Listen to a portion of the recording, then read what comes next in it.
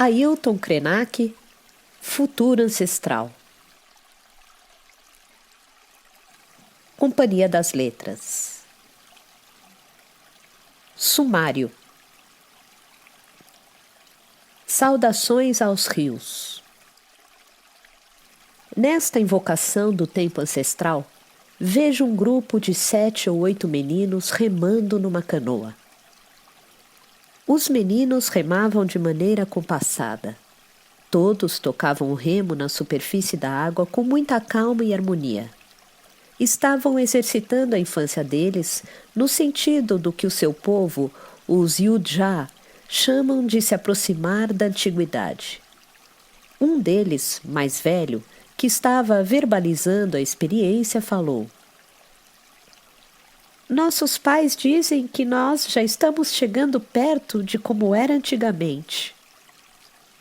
Eu achei tão bonito que aqueles meninos ansiassem por alguma coisa que os seus antepassados haviam ensinado e tão belo que a valorizassem no instante presente. Esses meninos que vejo em minha memória não estão correndo atrás de uma ideia prospectiva do tempo, nem de algo que está em algum outro canto, mas do que vai acontecer exatamente aqui, neste lugar ancestral que é o seu território, dentro dos rios. Os rios, esses seres que sempre habitaram os mundos em diferentes formas, são quem me sugerem que se há futuro a ser cogitado, esse futuro é ancestral porque já estava aqui. Gosto de pensar que todos aqueles que somos capazes de invocar como devir são nossos companheiros de jornada, mesmo que imemoráveis, já que a passagem do tempo acaba se tornando um ruído em nossa observação sensível do planeta. Mas estamos na Pachamama, que não tem fronteiras, então não importa se estamos acima ou abaixo do Rio Grande. Estamos em todos os lugares, pois em tudo estão os nossos ancestrais, os rios montanhas, e compartilho com vocês a riqueza incontida que é viver esses presentes. Por onde pude andar, no Brasil ou em outros cantos do mundo, prestei mais atenção nas águas do que nas edificações urbanas que se debruçam sobre elas, pois todos os nossos assentamentos humanos, na Europa, na Ásia, na África, por todos os lados, sempre foram atraídos pelos rios. O rio é um caminho dentro da cidade que permite se deslocar, embora faça tempo que as pessoas tenham decidido ficar plantadas nas cidades. Nas salas de aula, as crianças escutam que uma das civilizações mais antigas do mundo nasceu no delta do rio Nilo, no Egito, cujas águas irrigavam suas margens, propiciando condições para a agricultura. Essa ideia civilizatória. Sempre estivemos perto da água, mas parece que aprendemos muito pouco com a fala dos rios. Esse exercício de escuta do que os cursos d'água comunicam foi produzindo em mim uma espécie de observação crítica das cidades, principalmente as grandes, se espalhando por cima dos corpos dos rios de maneira tão irreverente a ponto de não termos quase mais nenhum respeito por eles.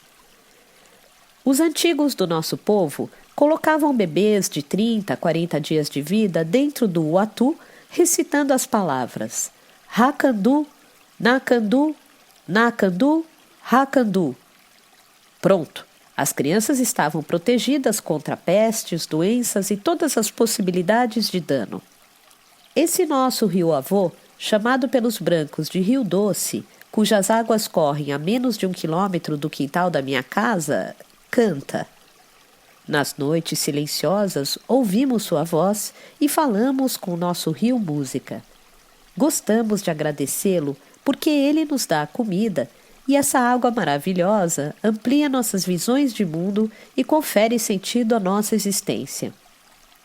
À noite, suas águas correm velozes e rumorosas, o sussurro delas desce pelas pedras e forma corredeiras que fazem música e, nessa hora, a pedra e a água nos implicam de maneira tão maravilhosa que nos permitem conjugar o nós rio, nós montanhas, nós, terra. Nos sentimos tão profundamente imersos nesses seres que nos permitimos sair dos nossos corpos, dessa mesmice da antropomorfia, e experimentar outras formas de existir. Por exemplo, ser água e viver essa incrível potência que ela tem de tomar diferentes caminhos. Saúdo também o Jequitinhonha e o Mucuri, que junto com o Atu fazem uma longa jornada até o mar. Eu tive em minha vida a maravilhosa benção de molhar a mão e o pé, mergulhar, nadar, sentir o gosto e o cheiro e comer os peixes de dezenas, talvez centenas de garapés e rios. Há muito tempo pude me banhar no rio Madeira. Era a primeira vez que eu entrava em suas águas. Estava chovendo bastante e o rio estava bravo. Eu gostei de brincar um pouco, mas bem perto da margem para não ser levado pela correnteza. Nunca me meti a atravessar nenhum desses rios, porque já tive amigos que foram levados pelas águas. Até rios menores, sem o porte de um rio branco, têm uma força mágica capaz de nos carregar. É fascinante pensar que o grande rio que dá nome à bacia amazônica nasce de um fiozinho de água lá nas cordilheiras dos Andes para formar aquele mundo aquático. Ele carrega muitos outros rios, mas também a água que a própria floresta dá para as nuvens e que a chuva devolve para a terra, nesse ciclo maravilhoso em que as águas dos rios são as do céu e as águas do céu são as do rio. Xingu, Amazonas, Rio Negro, Solimões.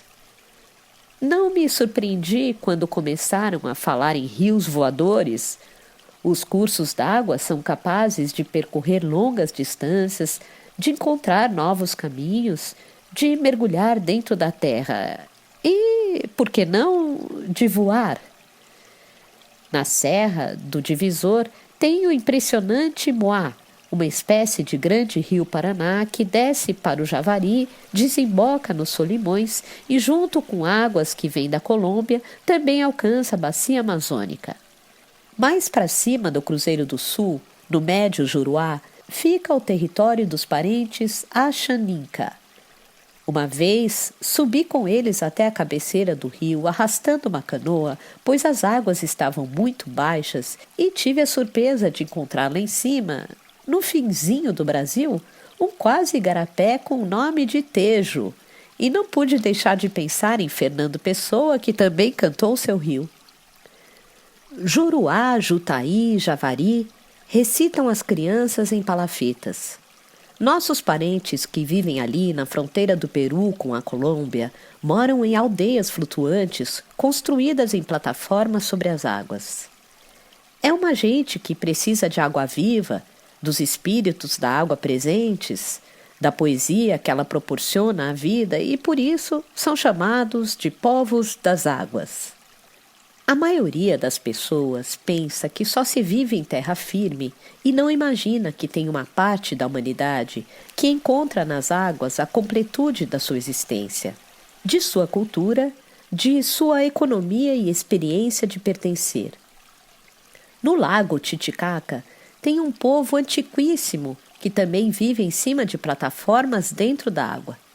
Ali, naquele espaço, todos nascem e morrem. Criam pequenos animais, as crianças brincam.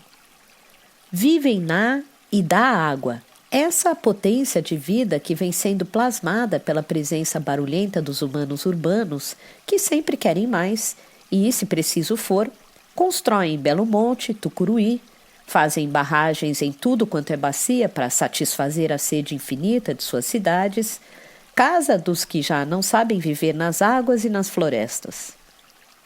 Guaporé, Araguaia, São Francisco. Às vezes me sinto mais comovido com a presença desses rios do que com outros seres como eu, humanos. Essa aldeia onde estou fica na região leste de Minas Gerais, mais perto do mar do que do Planalto Central do Brasil. E aqui sou envolvido o tempo todo pelo rumor das águas, inclusive de rios subterrâneos, o que me faz pensar no livro Los Rios Profundos, do grande escritor peruano José Maria Arguedas.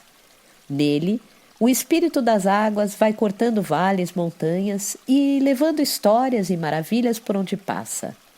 É fascinante a percepção que Arguedas tem daquele rio que corta os Andes, que é capaz de abrir seu caminho pelas pedras com grande força, descendo de maneira avassaladora, sem que ninguém possa navegar seu corpo, pois é um rio bravo.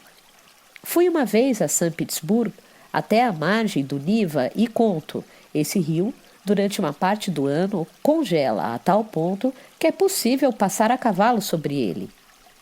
Eu, o sujeito dos trópicos, fiquei pasmo com aquilo. Imaginem montar o Tapajós, o Madeira, o Tocantins. Me instiga a possibilidade de alguns desses corpos d'água sobreviverem a nós sem sofrer as humilhações e fraturas a que outros foram sujeitos. Pois, é preciso dizer, esses rios que invoco aqui estão sendo mutilados. Cada um deles tem seu corpo lanhado por algum dano, seja pelo garimpo, pela mineração, pela apropriação indevida da paisagem. Eu acho engraçado que tem gente que aceita com naturalidade considerar um rio sagrado, desde que ele esteja lá na Índia, e saiba de cor que ele se chama Ganges, enquanto ousa saquear o corpo do rio ao lado, cujo nome desconhece, para fazer resfriamento de ciclos industriais e outros absurdos. Há mais de 2000 anos, comunidades humanas já estabeleciam suas aldeias nas margens do Tapajós. E hoje nossos parentes Munducuru e Sateré-Maué seguem buscando defender o corpo desse rio dos aparatos de infraestrutura que o governo teme implantar, além do assédio do garimpo, das madeireiras e outras violências. Soube que nessa mesma região, ribeirinhos tiveram que suspender as atividades que nutrem suas famílias, pois os peixes estão doentes, têm o que eles chamam de urina preta. Eles começaram a cogitar criar peixes em açudes, tanques e pesqueiros a fim de substituir a pesca natural que era feita nos igarapés. Esse manancial de vida, comida e fartura que nós estamos destruindo. Em São Paulo, o Tietê, infelizmente, na parte urbana que percorre, foi convertido em esgoto. Não sei como uma cidade pode fazer isso, o corpo de um rio é insubstituível. A Paulicéia tapou de forma desenfreada seus cursos d'água, inclusive o rio Ipiranga, nas margens do qual foi proclamada a independência do Brasil, sugerindo que não se tem sequer apreço por essa memória. Os rios, que ainda não foram asfixiados nas cidades, seguem correndo no cerrado, nas florestas, na Mata Atlântica e no Pantanal. Todos biomas flagelados. E são os primeiros a terem os corpos apropriados pela fúria de certos humanos em suas atividades incessantes.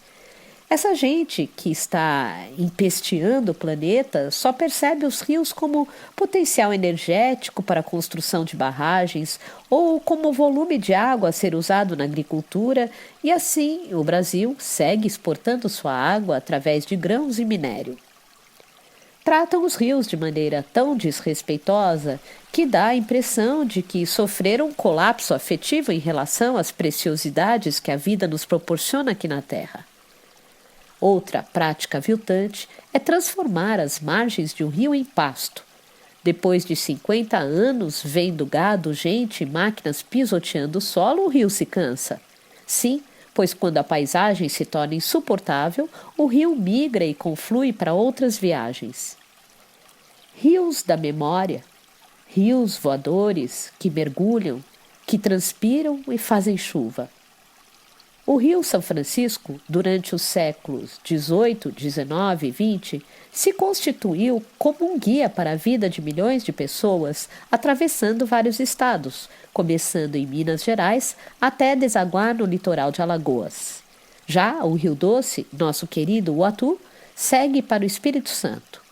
Os dois fazem caminhos diferentes.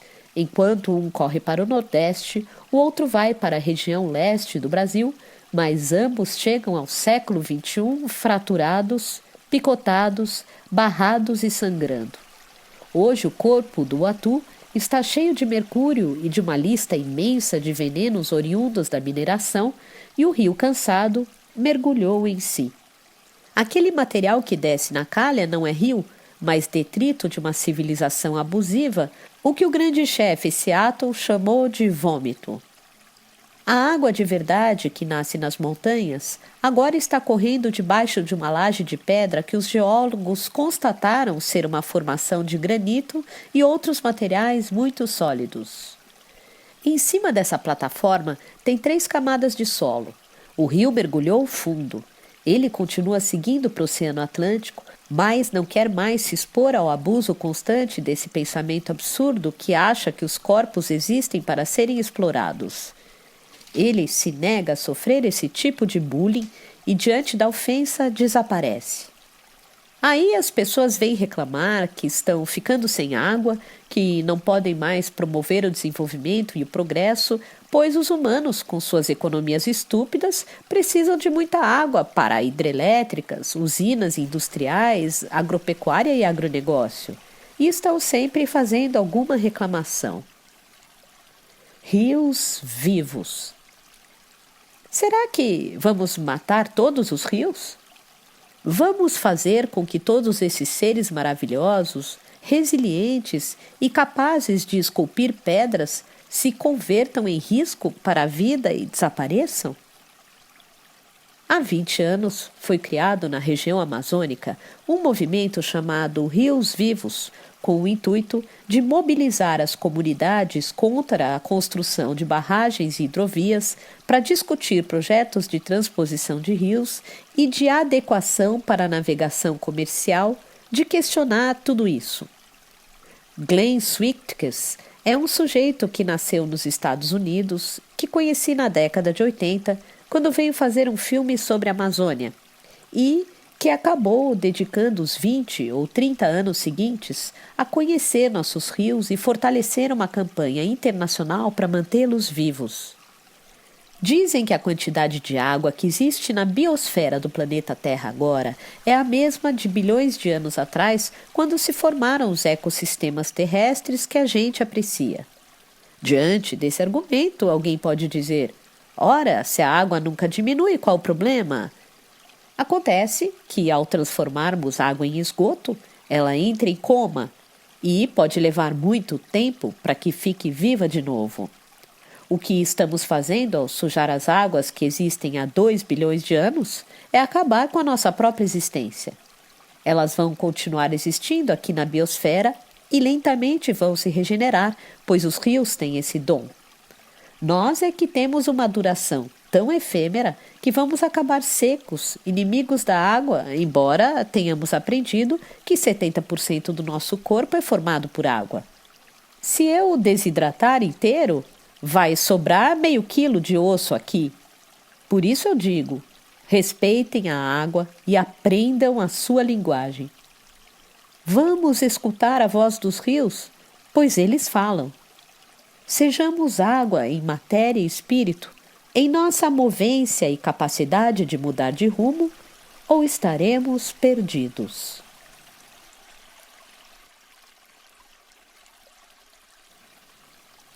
Cartografias para depois do fim.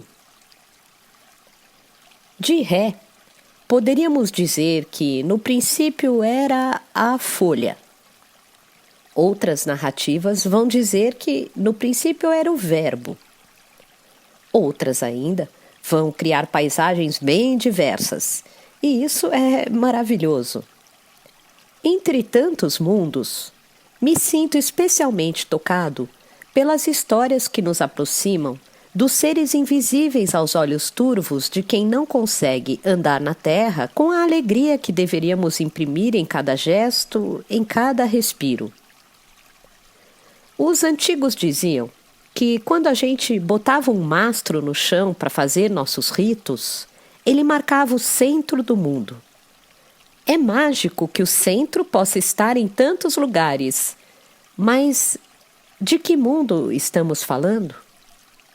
Pois, quando dizemos mundo, pensamos logo neste, em incessante disputa instaurada por uma gestão que deu metástase, a do capitalismo, que alguns já chamam de Capitaloceno. O desafio que proponho aqui é imaginar cartografias, camadas de mundos nas quais as narrativas sejam tão plurais que não precisamos entrar em conflito ao evocar diferentes histórias de fundação. É maravilhoso que ainda existam essas memórias nas tradições de centenas de povos, seja nas Américas, na África, na Ásia. Essas narrativas são presentes que nos são continuamente ofertados, tão bonitas que conseguem dar sentido às experiências singulares de cada povo em diferentes contextos de experimentação da vida no planeta. Há algum tempo, apesar de sempre pensar a partir de onde estou, à beira desse rio, quando disparo minha visão sobre outros lugares da Terra, as cartografias sonhadas que vejo incluem aquela imagem fantástica do astronauta que, olhando do céu, exclamou: "A Terra é azul". O planeta é mesmo maravilhoso e é abraçado em várias tradições de povos ameríndios, da Terra do Fogo ao Alasca, por uma poética permeada de sentido maternal. Nossos parentes Guarani da Mata Atlântica, dessa borda do mar que chamam de Nheerê, ou lugar que produz vida, pensam na região como uma paisagem e, ao mesmo tempo, uma fonte incessante de vida. A primeira vez que esses queridos parentes compartilharam comigo sua narrativa de criação de mundo, aprendi que dois gêmeos primordiais tiveram que dobrar a Serra do Mar e fazer esse contraforte para que a água grande, o mar, não avançasse sobre o continente. Achei linda essa história que explica a topografia, a formação das montanhas, dos vales, dos corpos d'água de onde se habita. O fato é que os Guarani, assim como os caiçaras da região, estão exprimidos em pequenos sítios, reduzidos a ilhas de onde resistem bravamente a especulação imobiliária, a ocupação de seus territórios e a violência que devasta esse lugar que seus espíritos enxergam e suas palavras traduzem através de uma cartografia afetiva. Os parentes Tikmunum, também conhecidos por Maxakali, que estão aqui no Vale do Mucuri, vizinhos do Rio Doce, falam lindamente dessa terra da qual foram excluídos. Diferente de outros povos nativos daqui, que tiveram uma ou outra reserva instituída pelo governo, os Maxakali passaram os séculos 17, 18 e 19 sem lugar para descansar a cabeça, pois agora decidiram ocupar o antigo território de suas narrativas. E esse povo é capaz de reconstituir toda a fauna e a flora desse lugar, onde quase não existem mais bichos e plantas. Em meio ao deserto de pasto em que a região foi transformada durante o século XX, conseguem ver a floresta e invocar o nome de todos os insetos, os répteis, os pássaros, os animais peçonhentos, as plantas e os fungos que existem ali e apontar o lugar de cada um na paisagem. Qualquer estudioso ficaria admirado com esse inventário e com a maneira que eles são capazes de restituir a essa terra a presença de seres que já foram extintos. Os Maxakali estão ali representando todo esse gradiente de vida. Em meio a uma mentalidade fazendeira, conseguem enxergar um território cheio de espíritos e falar com o mundo invisível. Um povo como esse, mesmo quando expropriado de tudo e sem ter nem chão para pisar, ainda consegue recriar um lugar para ser habitado. Quando penso no movimento do Uatu, percebo sua potência. Um corpo d'água de superfície que, ao sofrer agressão, teve a capacidade de mergulhar na terra em busca dos lençóis freáticos profundos e refazer sua trajetória. Assim, ele nos ensina a evitar um dano maior. No tal Capitaloceno que estamos experimentando, não restará nenhum lugar da Terra que não seja como o corpo desse rio, assolado pela lama. Ela alcançará todos os recantos do planeta, assim como os polímeros e os microplásticos alcançam a barriga de cada peixe no oceano. Por que esses animais devem carregar essas substâncias em sua estrutura tão leve, tão bonita? Um especialista no assunto me disse que o microplástico viaja pelo nosso corpo e já pode ser encontrado nos bebês que estão nascendo. Achei isso escandaloso, mas não podemos nos render à narrativa de fim de mundo que nos tem assombrado, porque ela serve para nos fazer desistir dos nossos sonhos. E dentro dos nossos sonhos estão as memórias da Terra e de nossos ancestrais. Estamos vivendo num mundo onde somos obrigados a mergulhar profundamente na Terra para sermos capazes de recriar mundos possíveis. Acontece que nas narrativas de mundo onde só o humano age, essa centralidade silencia todas as outras presenças. Querem silenciar, inclusive, os encantados, reduzir a uma mímica isso que seria espiritar, suprimir a experiência do corpo em comunhão com a folha, com o líquen e com a água, com o vento e com o fogo, com tudo que ativa nossa potência transcendente e que suplanta a mediocridade a que o humano tem se reduzido. Para mim, isso chega a ser uma ofensa. Os humanos estão aceitando a humilhante condição de consumir a terra. Os orixás, assim como os ancestrais indígenas e de outras tradições, instituíram mundos onde a gente pudesse experimentar a vida, cantar e dançar, mas parece que a vontade do capital é empobrecer a existência. O capitalismo quer um mundo triste e monótono em que operamos como robôs e não podemos aceitar isso. Tem um poeta do povo Kuna, do Panamá, que se chama Sebaldo Inauinape. Atualmente, ele é professor numa universidade do Porto, em Portugal, mas não cessa de fazer visitas à ilha de Cunaiala, onde vive seu povo. Ele conta que o nascimento de uma criança cuna implica em identificar aquele corpo que chega com uma árvore. Assim como os Krenak, eles relacionam o umbigo da criança a uma planta. Ele diz que todos os bosques de Cunaiala são formados por pessoas. Tem nome porque cada planta coincide com alguém que nasceu ali. Esse trânsito entre um corpo humano e uma planta pode ocorrer com uma bananeira ou com uma árvore que vive 200 anos. Não importa. O importante é o cordão umbilical ser enterrado no ato de plantar, então a criança e planta compartilham o mesmo espírito. Quando João Paulo Barreto fala da concepção do corpo feito de barro na tradição do povo tucano do Alto do Rio Negro, também está dizendo que não existe fronteira entre o corpo humano e os outros organismos que estão ao seu redor. Faz um tempo que nos convencemos de que somos essa coisa excelente chamada gente e ficamos sem querer nos espraiar em outros organismos para além dessa sanitária e higiênica figura humana.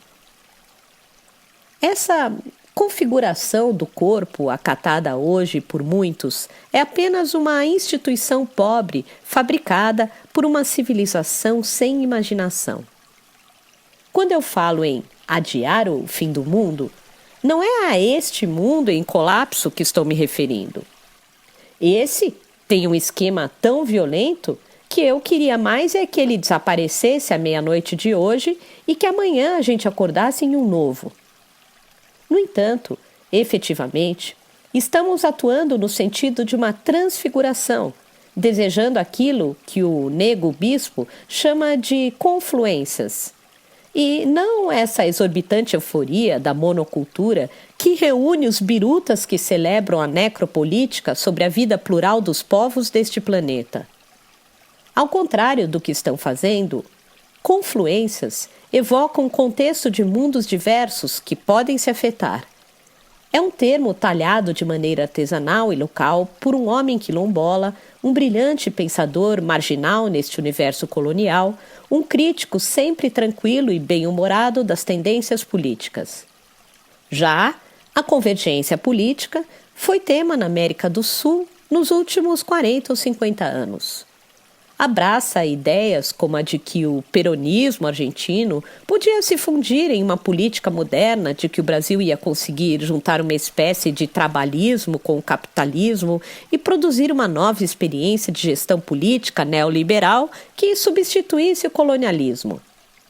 Pois, nego bispo escapa dessa gramática, dizendo que o que interessa a ele são as confluências, sendo ao mesmo tempo capaz de elaborar uma crítica que as articula a convergências e divergências. Sem negar os eventos políticos, nem querer escapar do sentido histórico das coisas, ele diz que não precisamos ficar subordinados a essa mesma lógica e procura animar uma perspectiva em que as confluências não dão conta de tudo, mas abrem possibilidades para outros mundos. Essas aberturas permitem, inclusive, que a gente se negue a fazer coro com o discurso colonial como se fosse nossa última chance de conciliação. Para a gente se entender como nação, vamos todos fazer de conta que não houve genocídio. Como considerar uma história de pátria no meio deste cemitério continental?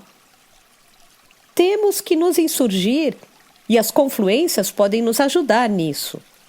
Se o colonialismo nos causou um dano quase irreparável, foi o de afirmar que somos todos iguais. Agora, a gente vai ter que desmentir isso e evocar os mundos das cartografias afetivas, nas quais o rio pode escapar ao dano, a vida à bala perdida e a liberdade não seja só uma condição de aceitação do sujeito, mas uma experiência tão radical que nos leve além da ideia da finitude. Não vamos deixar de morrer ou qualquer coisa do gênero. Vamos antes nos transfigurar. Afinal, a metamorfose é o nosso ambiente, assim como das folhas, das ramas e de tudo que existe.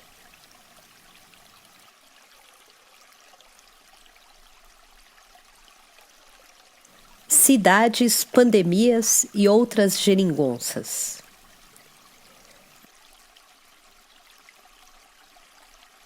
A experiência da pandemia de Covid-19 foi arrasadora. Em uma oportunidade que tive de tecer comentários sobre essa travessia, alguém me perguntou: Ailton, a Covid nos ensinou alguma coisa? E eu respondi: por que você acha que ela deveria nos ensinar algo? A pandemia não vem para ensinar nada, mas para devastar as nossas vidas. Se você está achando que alguém que vem para te matar vai te ensinar algo, só se for a correr ou se esconder. Os brancos, que me perdoem, mas eu não sei de onde vem essa mentalidade de que o sofrimento ensina alguma coisa. Se ensinasse, os povos da diáspora, que passaram pela tragédia inenarrável da escravidão, estariam sendo premiados no século XXI. Eu não tenho nenhuma simpatia por essa ideia. Não quero aprender nada às custas de sofrimento. Inclusive, acredito que nossa acomodação psicológica no ambiente virtual intensificada nesse período não deve ser saudável. Quando começou a pandemia, eu alertava as pessoas dizendo: lembrem-se, isso aqui é virtual, é uma tela. Nós não estamos conversando diretamente uns com os outros, pois creio que entre nossa ação nesse ambiente e o seu resultado pode haver uma brecha de não entendimento e até mesmo de confusão.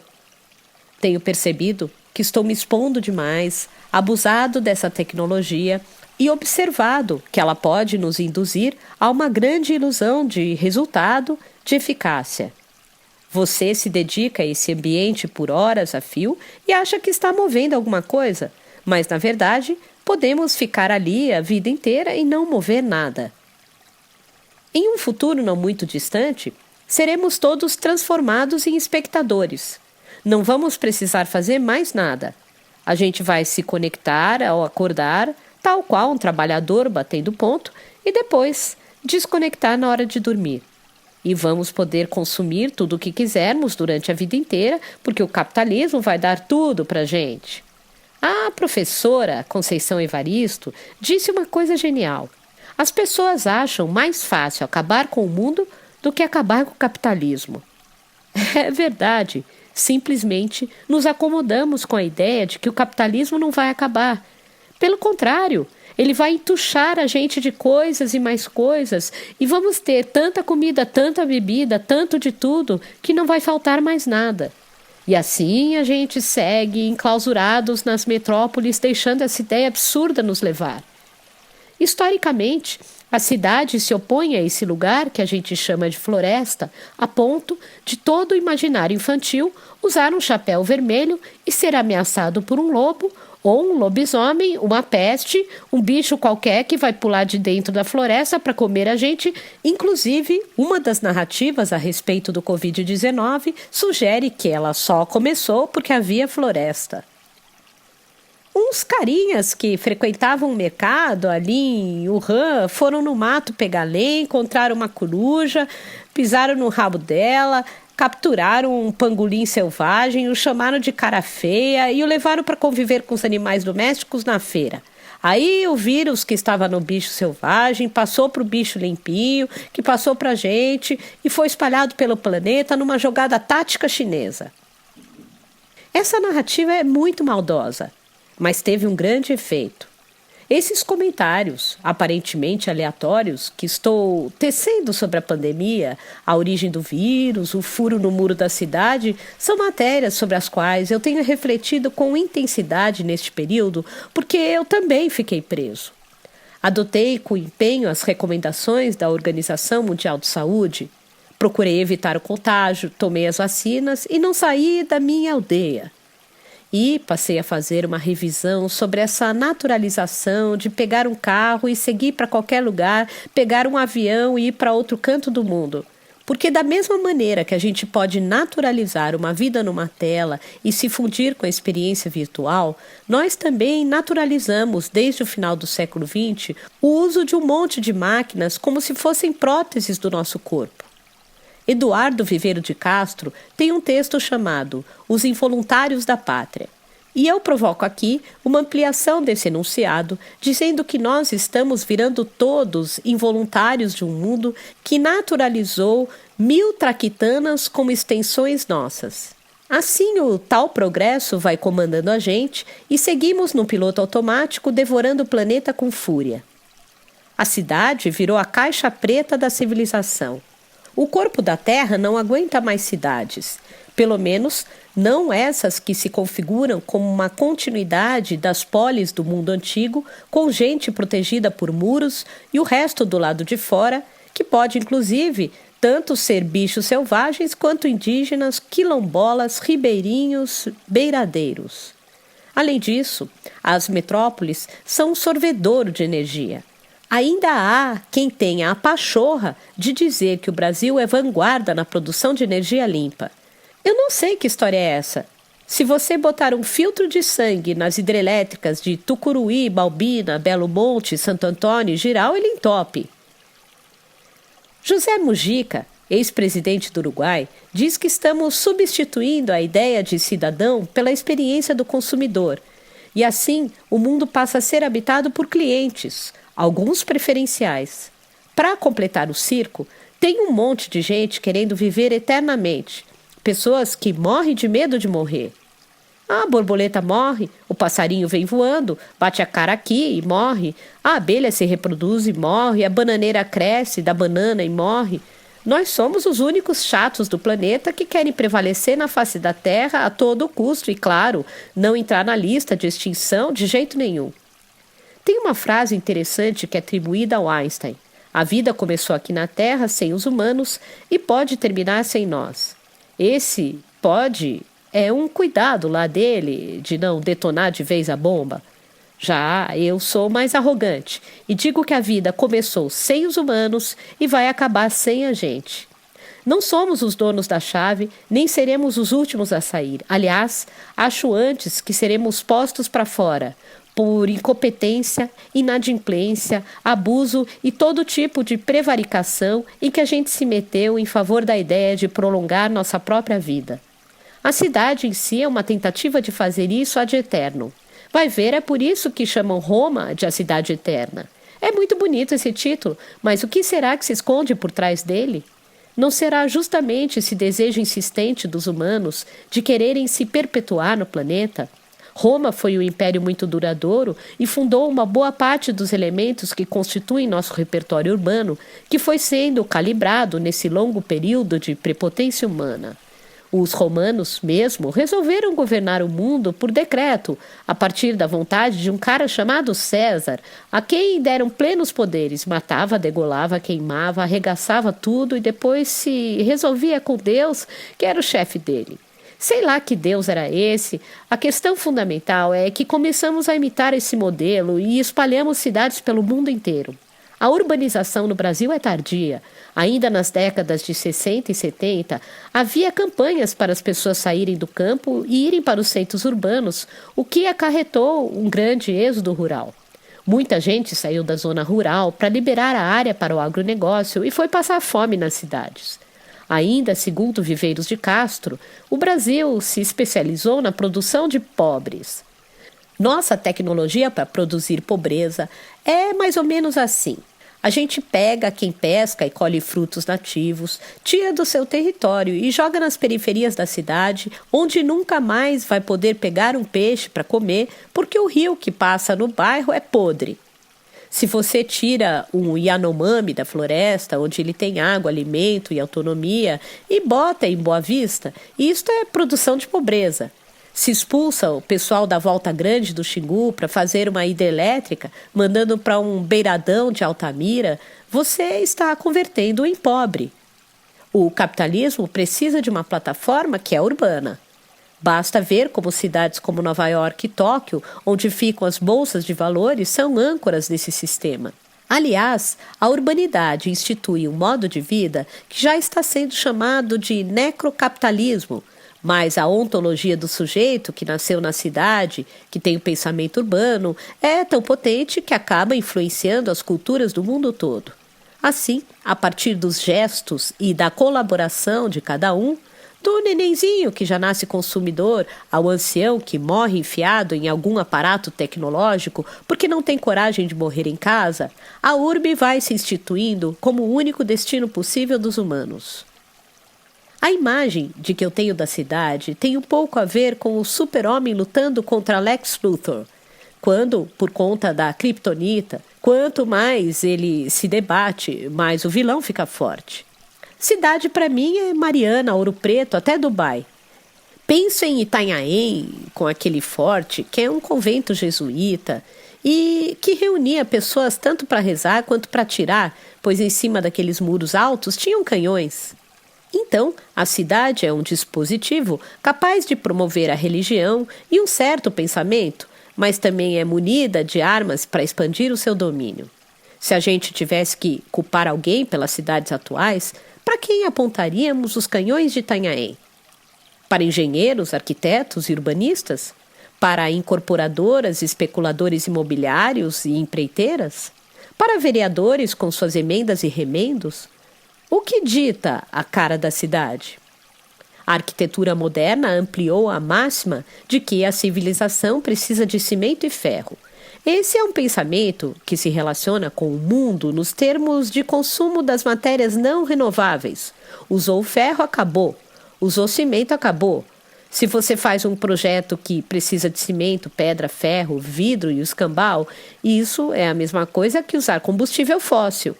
Eu não conheço nenhuma montanha que volte a produzir cimento e pedra depois de extraídos do corpo dela. Se a gente devora montanhas e engole o subsolo da terra para erguer cidades, o que estamos fazendo, como diria Drummond, é animar a maquinação do mundo. Mas estamos olhando só para a sequência europeia dessa história, não vamos perder de vista as cidades que a África, a China ou a Índia produziram. Como as culturas asiáticas veem as cidades? Da mesma forma que as ocidentais? Tenho a impressão de que eles têm outra gramática para tratar delas. Aliás, os ocidentais reclamam muito da promiscuidade da urbanidade indiana, com animais misturados com pessoas nas ruas, no rio Ganges, e esculhambam os indianos como se existisse apenas um jeito de viver, o modelo ocidental. Essas epistemes, produzidas a partir de um lugar específico de pensar o mundo, vão ditando a ideia do que é sujo em oposição ao que é limpo. A cultura sanitarista, que supostamente regula tudo, entra com a sanguínea lógica.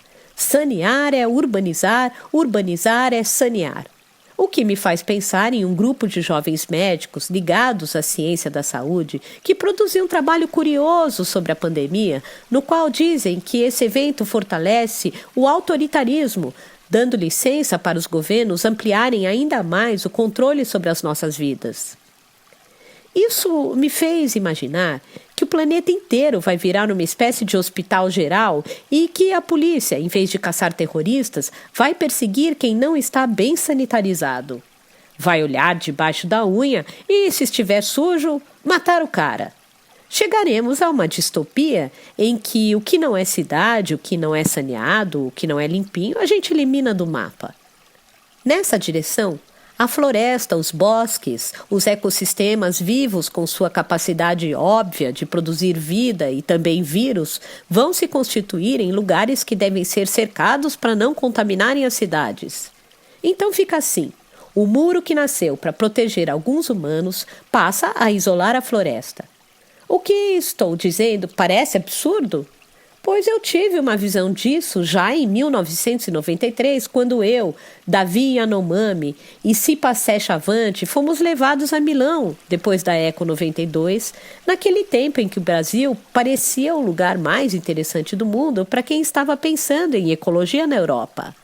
Nessa ocasião, uma senhora muito rica, herdeira de empresas ligadas a transporte, contratou um assessor e disse: descobre uns índios interessantes na América Latina e nos Estados Unidos, junta uma penca deles e traz para mim. Além de nós três, tinha o alce negro, o incrível ancião Siu Lakota dos Estados Unidos e o pajé do povo Cog, lá da Serra Nevada da Colômbia. No palácio dessa senhora tinha um jardim interno com uma proteção de vidro, como aquelas usadas para guardar cobras no Instituto Butantan, e lá dentro tinha uma árvore.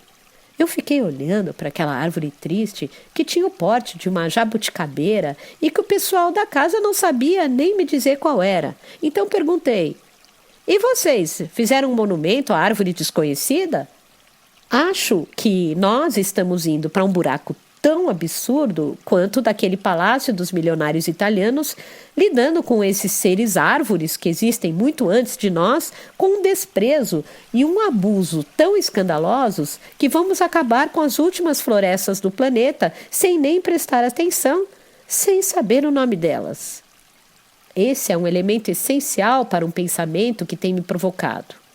Como a ideia de que a vida é selvagem poderia incidir sobre a produção do pensamento urbanístico hoje? É uma convocatória e uma rebelião do ponto de vista epistemológico de colaborar com a produção da vida. Quando eu falo que a vida é selvagem, quero chamar a atenção para uma potência de existir que tem uma poética esquecida, abandonada pelas escolas que formam os profissionais, que perpetuam a lógica de que a civilização é urbana e tudo que está fora das cidades é bárbaro e primitivo. E a gente pode tacar fogo. Como atravessar os muros das cidades? Quais possíveis implicações poderiam existir entre comunidades humanas que vivem na floresta e a que estão enclausuradas nas metrópoles? Pois se a gente conseguir fazer com que continuem existindo florestas no mundo, vão existir comunidades dentro delas. Eu vi um número que a World Wide Fund for Nature, WWF, publicou em um relatório dizendo que 1,4 bilhão de pessoas no mundo dependem da floresta no sentido de ter uma economia ligada a ela. Não é a turma das madeireiras, não. É uma economia que supõe que os humanos que vivem ali precisam de floresta para viver.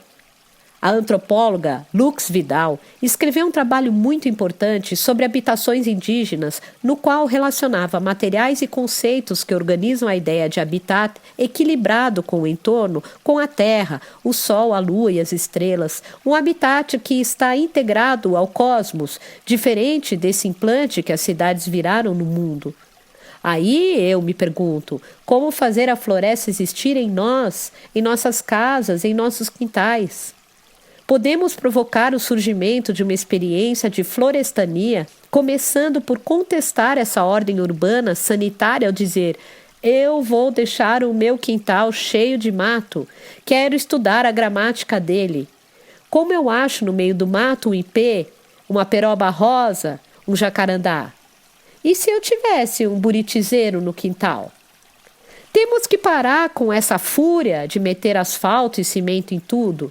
Nossos córregos estão sem respirar, porque uma mentalidade de catacumba, agravada com a política do marco sanitário, acha que tem que meter uma placa de concreto em cima de qualquer córregozinho, como se fosse uma vergonha ter água correndo ali. As sinuosidades do corpo dos rios é insuportável para a mente reta, concreta e ereta de quem planeja o urbano. Hoje, na maior parte do tempo, o planejamento urbano é feito contra a paisagem. Como reconverter o tecido urbano industrial em tecido urbano natural, trazendo a natureza para o centro e transformando a cidade por dentro? Eu fui convidado para dialogar com o projeto da Bia Lessa, que utiliza tecnologias de realidade virtual. Ela foi ao Largo do Paissandu olhar para aquele prédio ocupado por 100 tetos que pegou fogo. Aliás, só uma cidade consegue produzir um tipo de evento tão macabro quanto aquele, com um monte de gente dentro de um edifício em chamas. Pois a Bia se interessou por aquela ruína e acelerou a distopia, botou os zumbis lá dentro e levou a coisa até um ponto absurdo. Depois entrou transformando com muitos colaboradores e recursos de arquitetura, engenharia, urbanismo, reciclagem, ambientalismo e ecologia. Botou o Glauber Rocha e os personagens de Terra em Transe em cena e produziu uma utopia dentro daquele estrago todo. Eu propus destampar os córregos. Então, usando a experiência virtual, arrancamos o piso do Paissandu, aquele núcleo bandeirante bem no centro da Pauliceia, o que é muito simbólico, e fizemos o córrego que desemboca ali virar uma cascata. Provocamos o surgimento de mata e bichos no largo. Convocamos Hélio Oiticica com os parangolés e os penetráveis e arrancamos as paredes dos prédios. Aqueles esqueletos de ferro e concreto ficaram vazados e a matéria física da cidade foi atravessada por vento, chuva, sol e floresta, porque a vida reclama essa fruição. Marilena Chauí, quando foi secretária da Cultura de São Paulo, organizou uma discussão sobre o público e o privado no espaço urbano e, naquela ocasião, ficou muito claro que a cidade moderna não tolera o comum, ao contrário, ela o hostiliza. Falava-se muito do que deveria ser público, do espaço onde a gente pode se mover, circular, mas onde, cada vez mais, no meio do caminho, tinha um caixa eletrônico. A discussão era sobre até que ponto seria permitido ocupar o espaço público, enquanto a prefeitura dispunha de licença para impor taxas e cobrar por esses usos. Que comum é esse que o tempo inteiro é invadido por algum sujeito que pode se apropriar dele? Acontece que o termo não é uma abstração. Ele se faz com corpos que andam, respiram, comem e imaginam. E se esses corpos não têm lugar na cidade, então ela não é o lugar do comum. O padre Júlio Lancelotti pegou uma marreta para derrubar espetos colocados sob um viaduto em São Paulo para as pessoas não deitarem.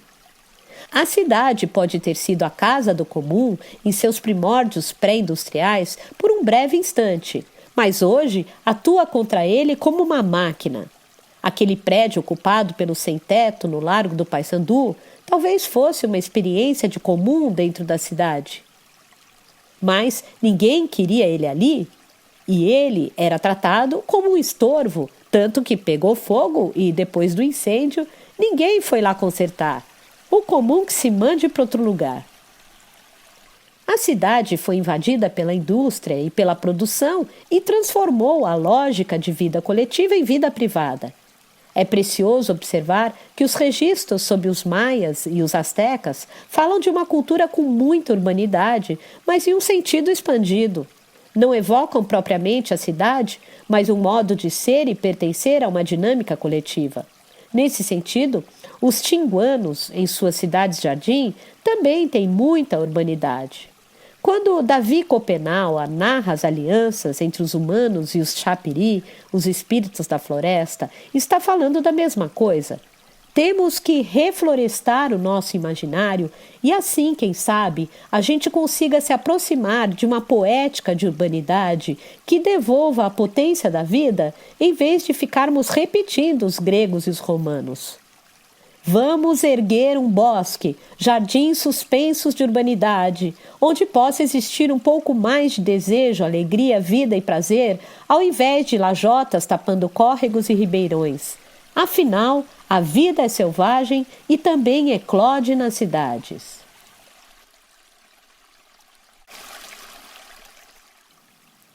Alianças afetivas. A palavra cidadania é bem conhecida. Está prevista na Declaração Universal dos Direitos do Homem e em várias constituições. Faz parte desse repertório, digamos, branco. Já o enunciado de florestania nasceu em um contexto regional, em um momento muito ativo da luta social dos povos que vivem na floresta. Quando Chico Mendes, seringueiros e indígenas começaram a se articular, perceberam que o que almejavam não se confundia com cidadania. Seria um novo campo de reivindicação de direitos. Afinal, estes não são uma coisa pré-existente.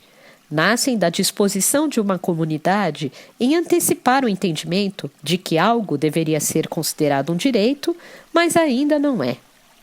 No final da década de 1970, antes do término da ditadura, o desejo do governo brasileiro era fragmentar as grandes extensões de floresta ao sul do Amazonas e no Acre, próximo das fronteiras com Bolívia e Peru.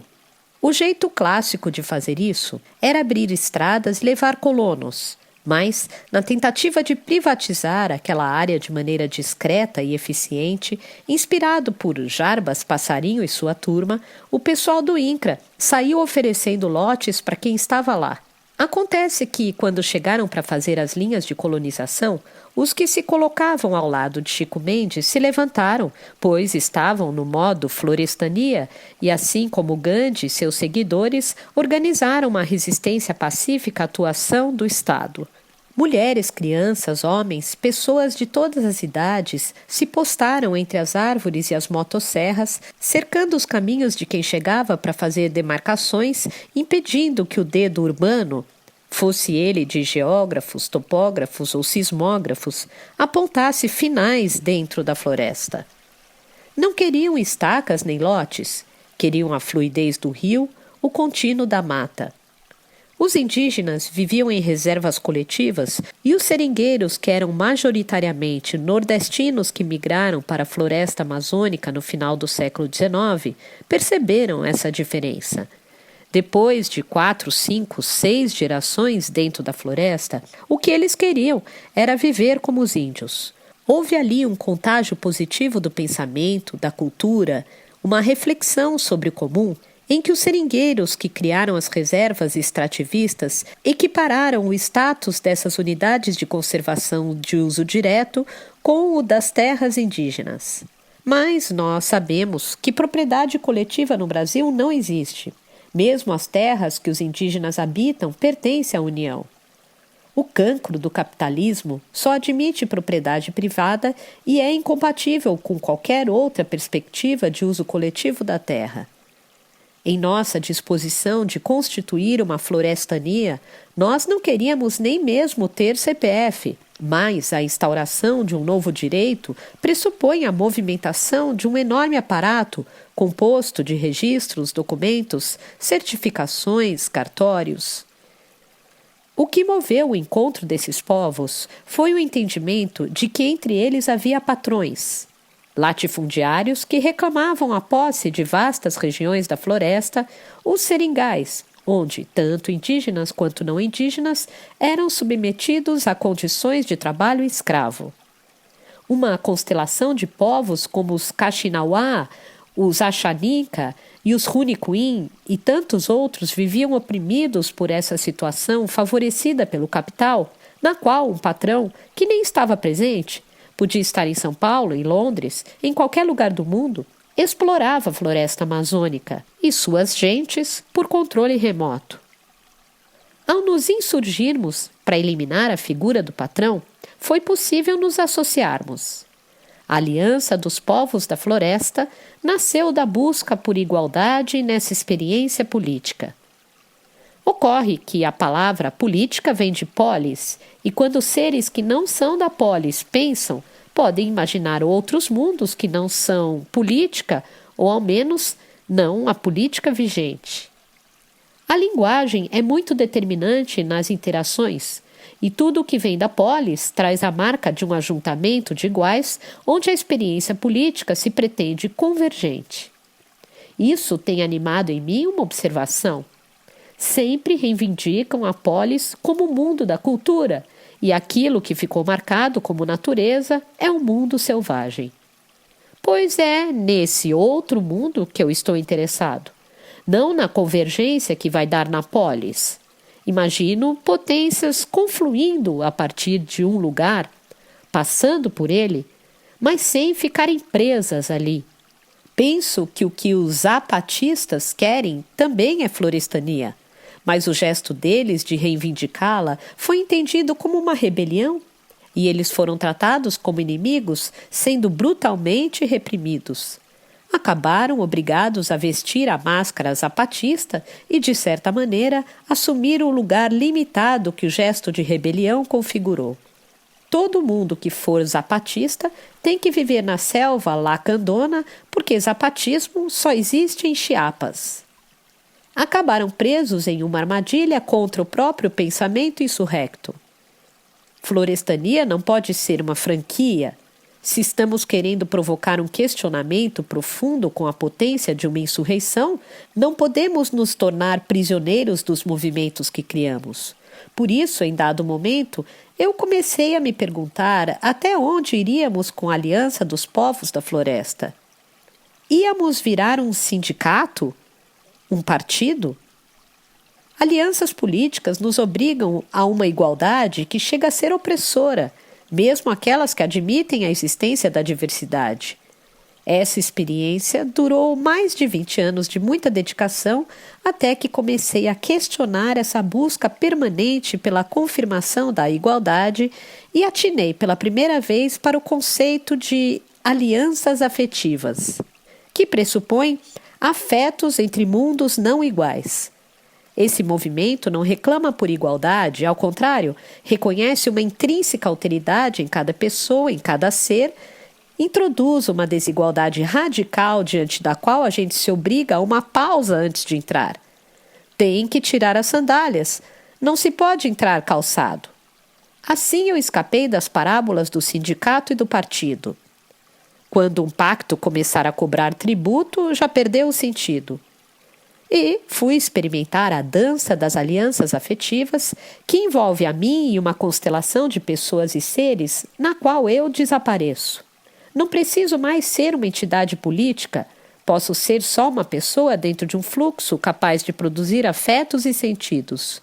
Só assim é possível conjugar o mundizar, esse verbo que expressa a potência de experimentar outros mundos, que se abre para outras cosmovisões e consegue imaginar pluriversos.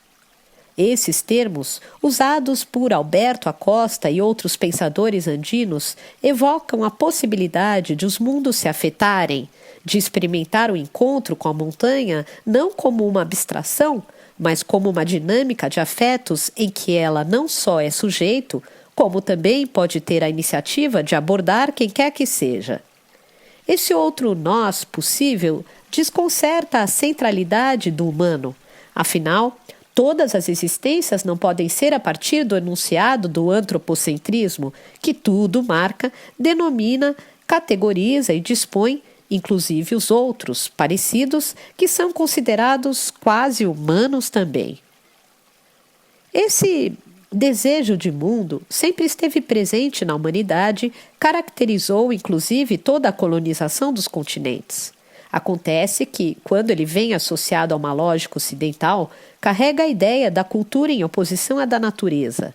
As tentativas de diálogo de que tivemos notícia de quando os reis católicos e o Papa, lá em 1400, 1500, depois que acabaram com o último sultanato na Península Ibérica e saíram procurando novos corpos para colonizar, mostram claramente como cada um falava de um lugar impossível de ser reconhecido pelo outro. Tomemos como exemplo a fala atribuída ao chefe Seattle para um representante armado do governo de Washington. Eu sei, você chegou aqui e se assenhorou de tudo. Provavelmente o seu Deus te constituiu agora como o novo dono e você vai ter o domínio sobre todas essas coisas. Mas ensina a teus filhos a pisarem suavemente sobre a terra, ensina-os a amarem essa brisa da montanha e reconhecerem o voo da águia. Pois, se vocês não aprenderem isso, um dia vão despertar imersos em seu próprio vômito. É exatamente o que o pensamento colonial produziu. O antropoceno está acumulando tanto lixo, tanto estrago, que deixou o mundo adoecido. Por isso, apesar de ter escapado da política feita pela polis, tenho acompanhado com entusiasmo o que está acontecendo no Chile, seguindo um debate que já vem se desenrolando em outros países andinos, desde o Equador e passando pela Bolívia. Estão discutindo ali a refundação da nação a partir de um Estado plurinacional. E Elisa Loncon, uma mulher mapuche, é a presidente eleita da Assembleia Constituinte, logo no Chile, país historicamente tão autoritário e refratário a qualquer mundialização. Mas é preciso estar atento e forte. O senso comum imagina que a democracia é algo que você veste e sai andando. Não é. No próprio Chile, quando Salvador Allende era presidente, bombardearam o palácio do governo.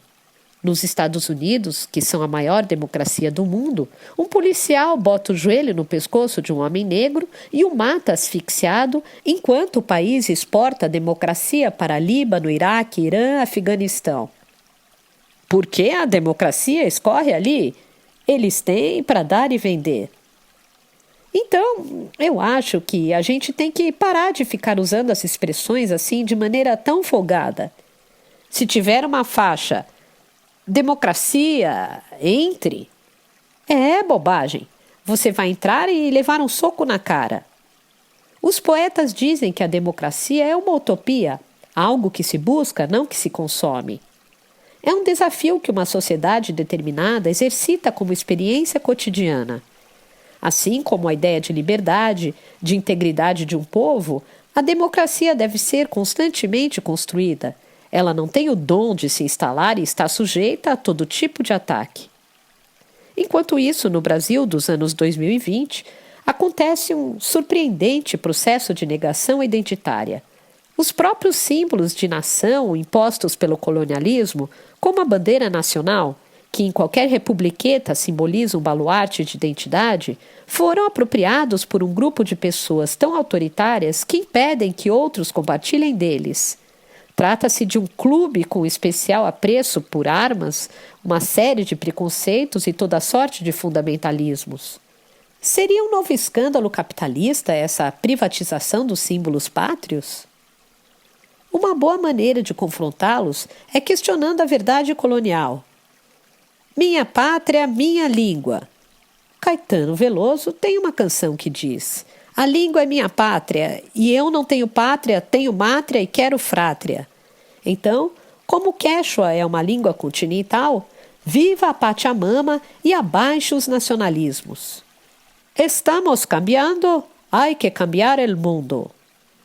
Mesmo que essa mudança também passe pelas experiências limitadas da democracia.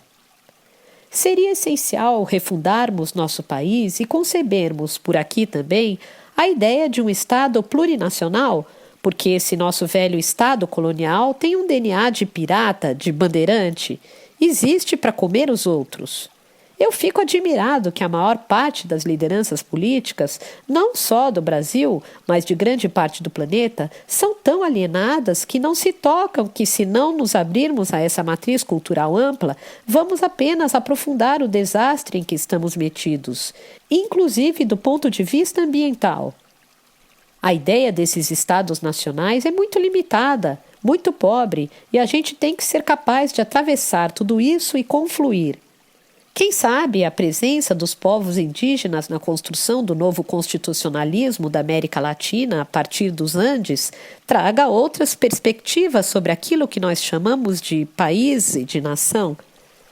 porque os povos originários têm outras contribuições ao debate, tanto sobre a polis quanto sobre as ideias de natureza, ecologia e cultura. Se formos capazes de nos abrir a toda essa riqueza, a atividade política será mais uma dimensão da existência e não uma ocupação predatória, como tem sido para muitos políticos do século XXI, o século do neoliberalismo, cuja invenção só tem servido para aparelhar corpos e construir servidão. Escapar dessa servidão é também se abrir à ideia de ocupar, inclusive o espaço da política, do Estado. E eu espero que a gente possa ajudar a oxigenar ao máximo esses ambientes, assim como os nossos rios, que generosamente compartilham sua potência e confluem. Que a gente possa aprender a não ficar preso a nenhuma barragem.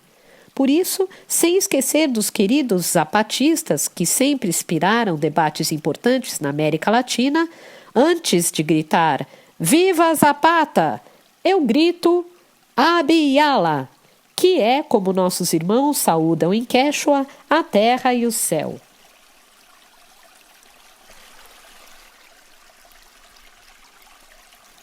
O coração no ritmo da terra. Ao pensar na relação entre educação e futuro, me deparo com uma ambiguidade. Tenho percebido em conversas com educadores de diferentes culturas, não só dos povos originários, mas que trabalham com outras abordagens da infância, que já no primeiro período da vida, todo um aparato de recursos pedagógicos é acionado para moldar a gente. Isso me faz pensar em antigas práticas usadas por diferentes povos deste continente americano para constituir seus coletivos. São práticas ligadas à produção da pessoa, o que é muito diferente de moldar alguém, que entendem que todos nós temos uma transcendência e, ao chegar ao mundo, já somos. E o ser é a essência de tudo. As outras habilidades que podemos adquirir, como possuir coisas, seguir uma profissão, governar o mundo, são camadas que você acrescenta à perspectiva de um ser que já existe. Esse antigo conceito é muito confortável, pois não entra em choque com a experiência de existir. Os Guarani fazem um batismo, o Nhemongarai, que ocorre no ano novo deles, por volta de 25 de janeiro. Nesse ritual, o pajé, dentro da ope, a casa cerimonial, canta e defuma as crianças novas que estão no colo de suas mães. Fica assoprando e olhando para elas para ver quem são os seres que chegaram ali. Depois de realizados os cantos, o pajé se aproxima dos parentes e pergunta o nome das crianças. A partir de então, elas passam a ser nomeadas. Esse lindo ritual carrega a mensagem de que nós já chegamos aqui como seres prontos. É de grande respeito dizer: esse ser já existe, não precisa de uma forma. Ele quem nos informa quem é que chegou ao mundo. Quando atuamos no sentido de incidir sobre o design original de um ser, seja ele humano ou não, e formatá-lo para que tenha alguma utilidade, estamos incorrendo em uma violência sobre o percurso que ele já está habilitado a percorrer aqui na Terra. Tem uma cantiga que eu gosto muito de repetir que diz assim: cantando, dançando, passando em cima do fogo, seguimos num contínuo no rastro dos nossos ancestrais. Essa invocação de ancestralidade é educativa.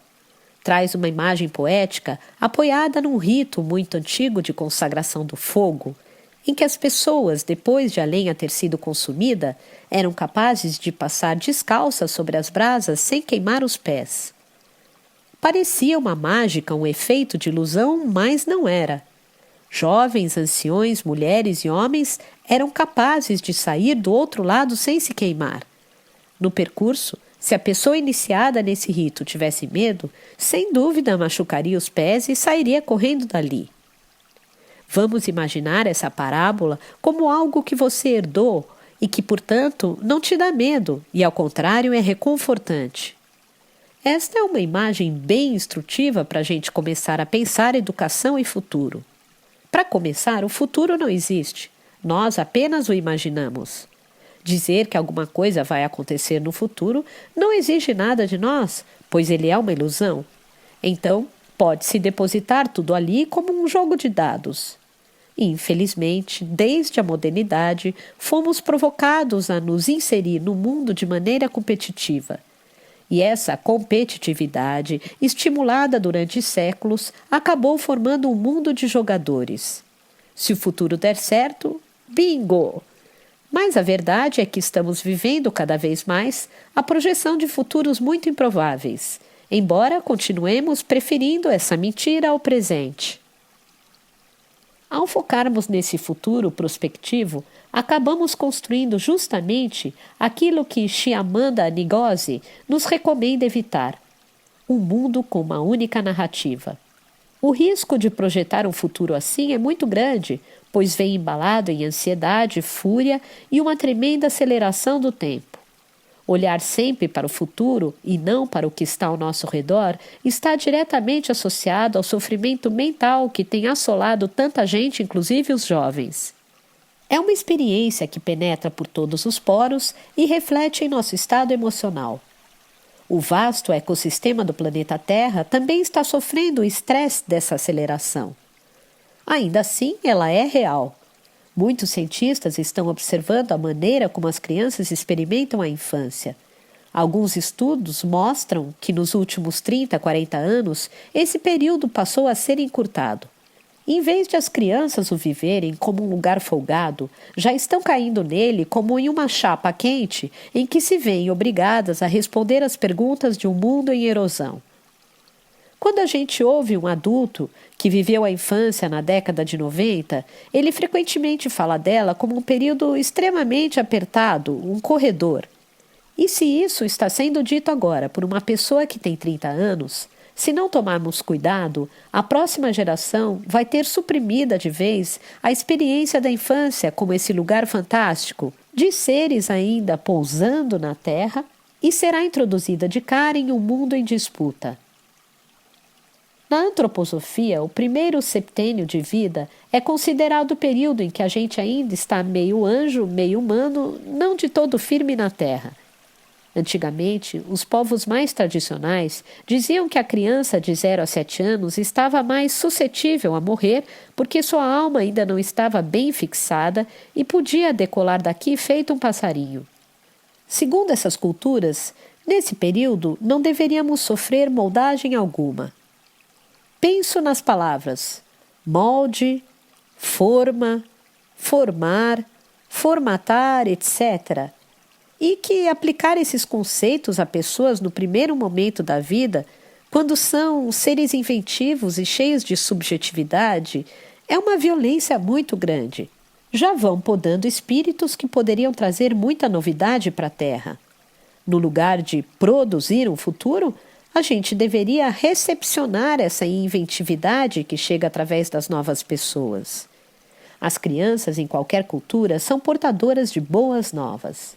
Em vez de serem pensadas como embalagens vazias que precisam ser preenchidas, entupidas de informação, deveríamos considerar que dali emerge uma criatividade e uma subjetividade capazes de inventar outros mundos, o que é muito mais interessante do que inventar futuros.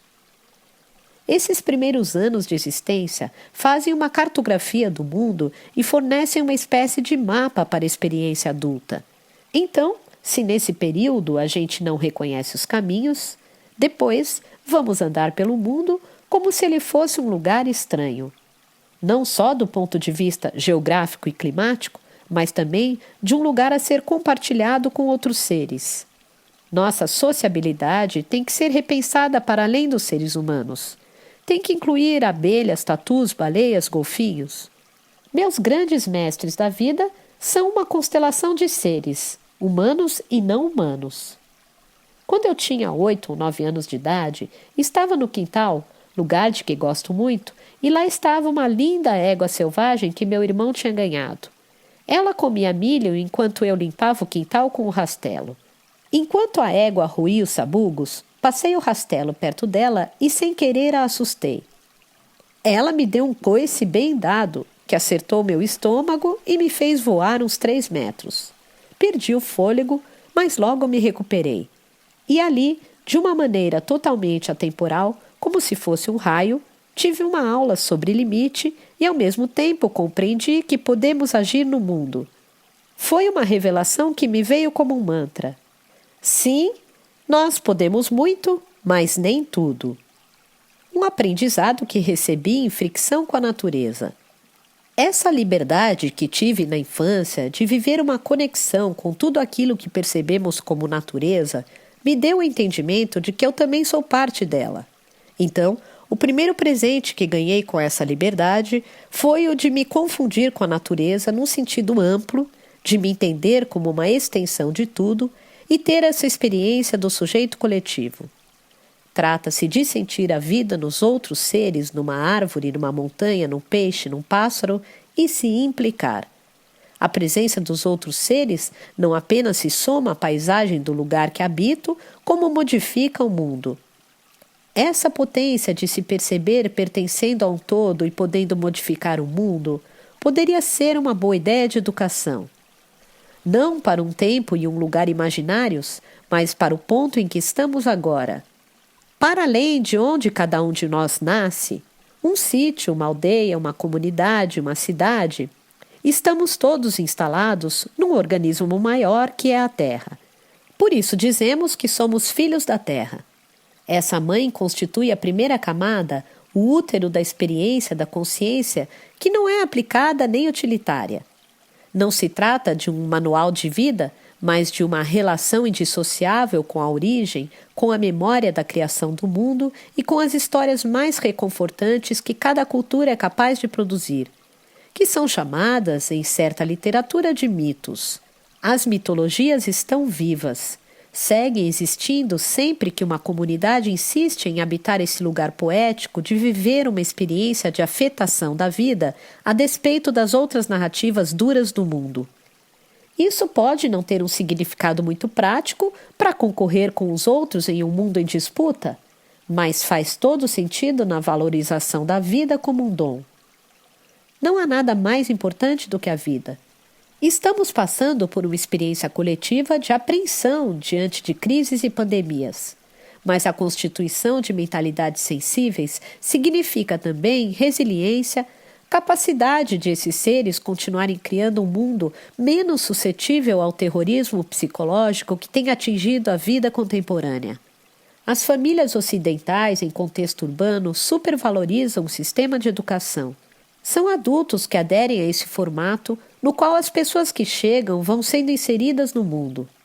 Antes de elas poderem escolher a experiência de se implicar no mundo num sentido coletivo, já são abordadas pela visão que os adultos têm dele. Um jovem de 20 anos já tem um mundo formatado dentro de si e, quando coloca uma criança nele, passa a agir a partir de uma aspiração de perfeição daquela ideia de formatar um sujeito campeão. Dessa forma, nós começamos desde cedo a sugerir para as crianças que elas precisam alcançar um patamar de excelência e ocupar lugares de destaque, pois no topo do pódio só cabe um. No entanto, esse pódio é uma mentira, porque não tem nenhum lugar no mundo onde só cabe um. Sempre cabem todos. Em conflito com essa mentalidade, por todos os lugares a gente vê jovens se sentindo expulsos do mundo. Deveríamos prestar mais atenção à campanha da Greta Thunberg na Europa, que instigam os jovens contra um mundo adulto, dizendo que eles não vão às aulas naquela semana, pois, afinal, a escola não tem tanta importância assim. A gente devia olhar bem para esse gesto, ouvir a voz dessa criança que ainda não desistiu do mundo e que é capaz de propor outra narrativa para ele, pois a que a gente teve até agora precisa ser questionada. A escolha de um outro mundo pode ser feita aqui e agora e será feita pelas crianças, não pelos adultos. A geração da Greta literalmente acusa os adultos de serem ladrões de futuro. Tem acusação mais terrível do que essa? Educação não tem nada a ver com o futuro, afinal ele é imaginário, e a educação é uma experiência que tem de ser real. Vamos considerar a partir daqui que quando falamos de educação, já não a associamos ao futuro, mas ao aqui e agora. No Tibete, e em outros povos do Oriente, a meditação e a observação da mente são recursos educacionais. Ao Dalai Lama, quando criança, foi assegurada uma vasta liberdade de experiências para que ele se constituísse em um ser pleno. Depois, ele precisou fugir de seu país, as coisas mudaram, mas a infância dele formou seu ser.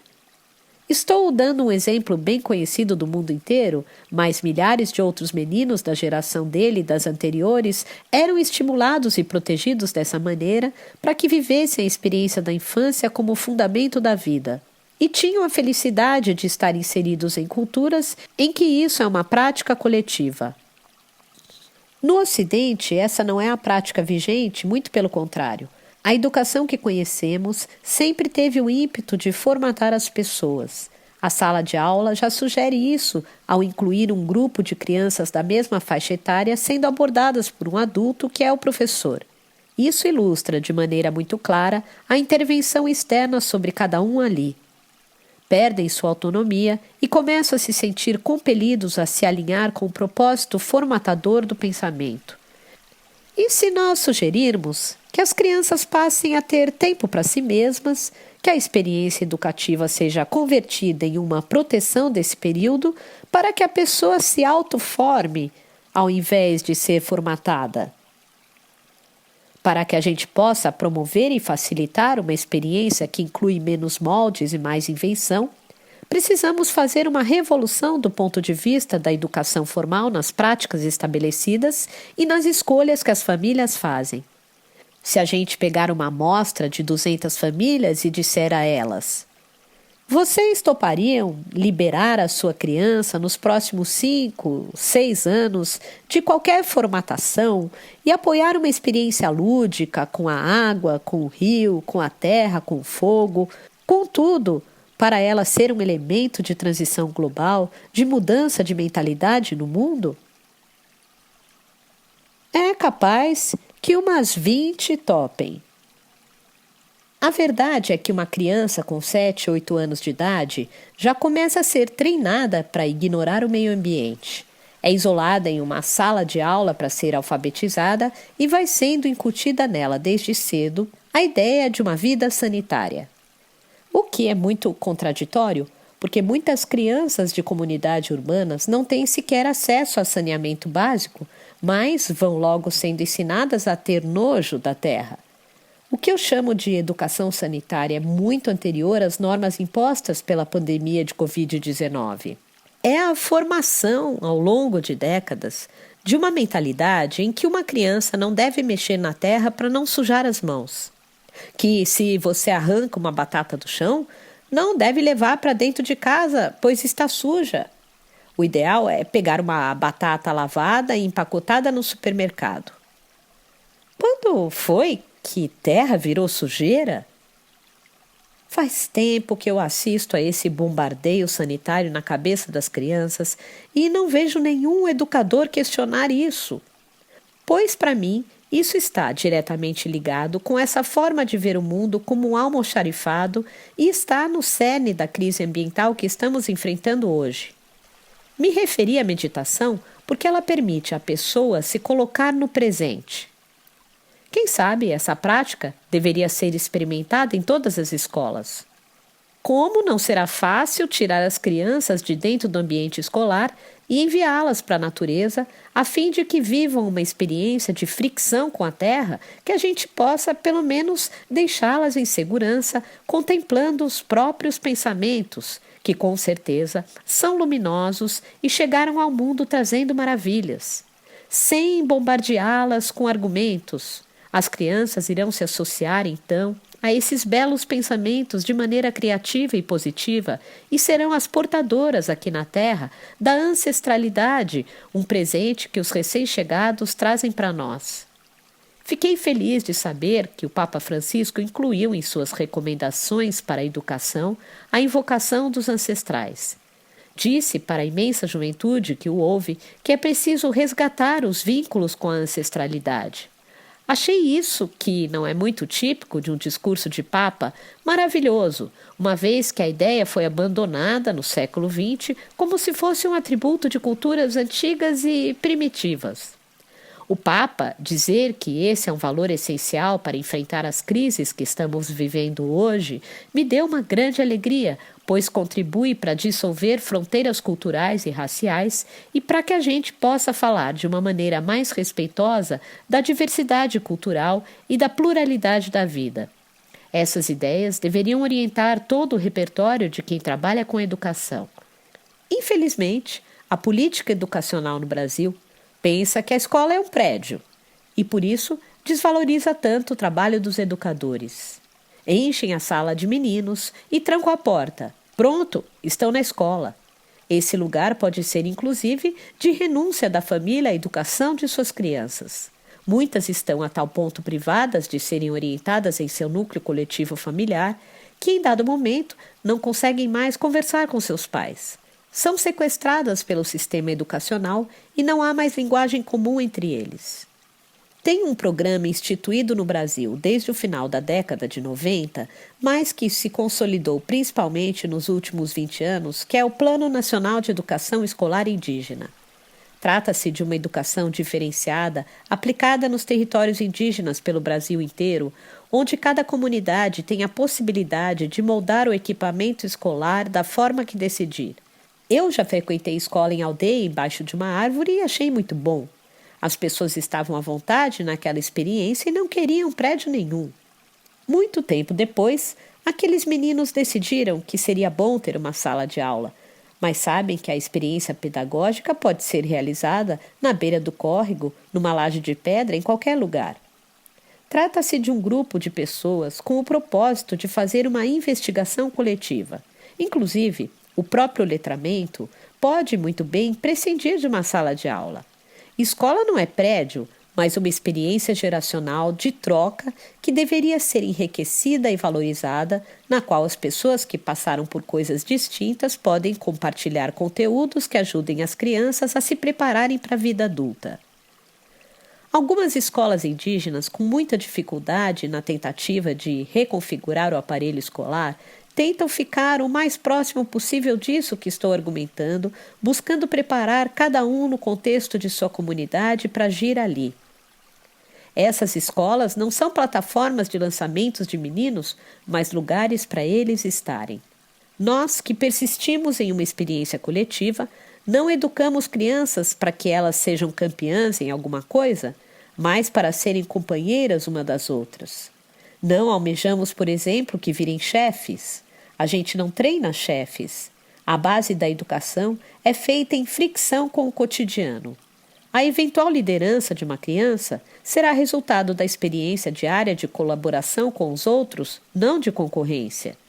Aquele menino que fui nunca deixa de estar próximo para conversar, para distrair, aprontar alguma novidade. Ele passa o balaio na beira do rio, sabendo que ali pode ter uma cobra, mas não deixa de passar. Isso é coragem. A fricção com a vida proporciona um campo de subjetividade que prepara a pessoa para qualquer tarefa.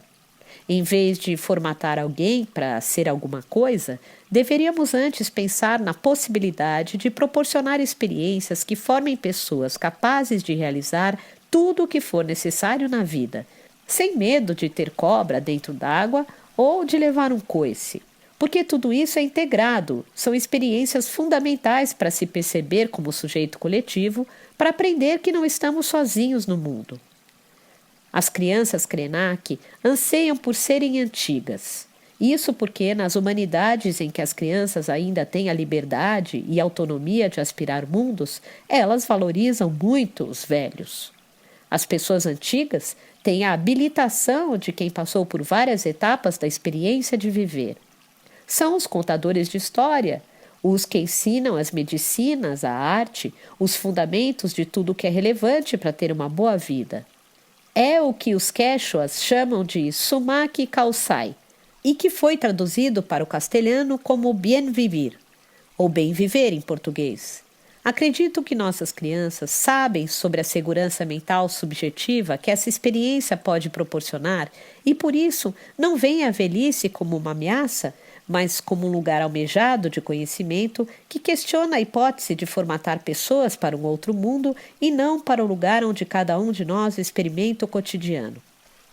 As crianças indígenas não são educadas, mas orientadas. Não aprendem a ser vencedoras, pois, para uns vencerem, outros precisam perder. Aprendem a partilhar o lugar onde vivem e o que têm para comer. Tem o exemplo de uma vida em que o indivíduo conta menos que o coletivo. Esse é o mistério indígena, um legado que passa de geração para geração. O que as nossas crianças aprendem desde cedo é colocar o coração no ritmo da terra.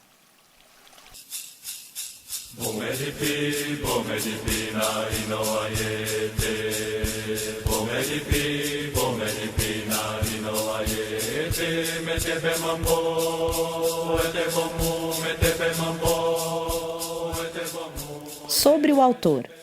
Ailton Krenak nasceu em 1953 na região do Vale do Rio Doce, território do povo Krenak, um lugar cuja ecologia se encontra profundamente afetada pela atividade de extração de minérios. Ativista do movimento socioambiental e de defesa dos direitos indígenas, organizou a Aliança dos Povos da Floresta, que reúne comunidades ribeirinhas e indígenas na Amazônia.